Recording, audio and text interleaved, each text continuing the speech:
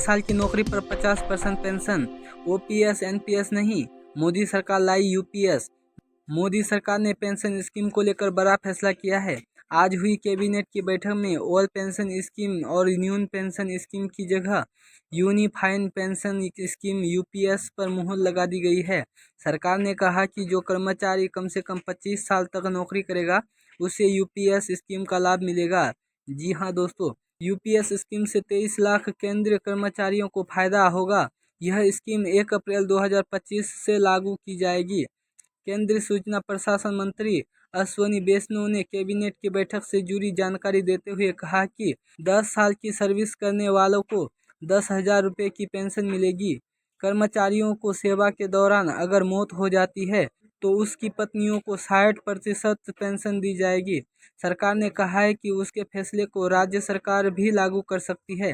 कर्मचारी पर इस स्कीम का भार नहीं पड़ेगा। 12 महीने की औसत वेतन का कम से कम 50%।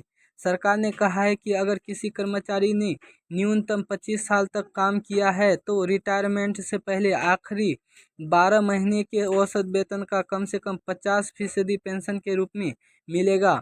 अगर किसी पेंशनदाता को मौत होती है तो उसके परिवार को मृत्यु के वक्त मिलने वाली पेंशन का 60% हिस्सा मिलेगा।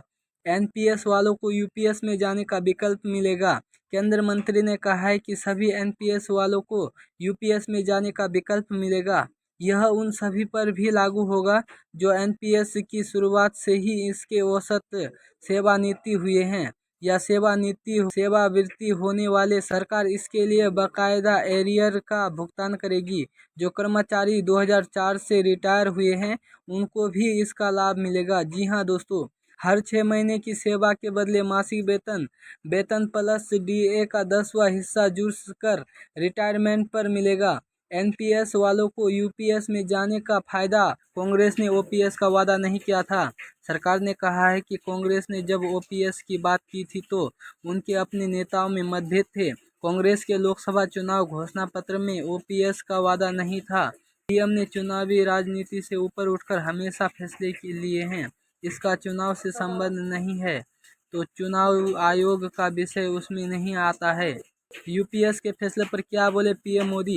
कैबिनेट के यूनिफाइड पेंशन स्कीम की मंजूरी के बाद पीएम मोदी ने कहा है कि हमें उन सभी सरकारी कर्मचारियों की कड़ी मेहनत पर गर्व है जो देश की प्रगति में महत्वपूर्ण योगदान देते हैं।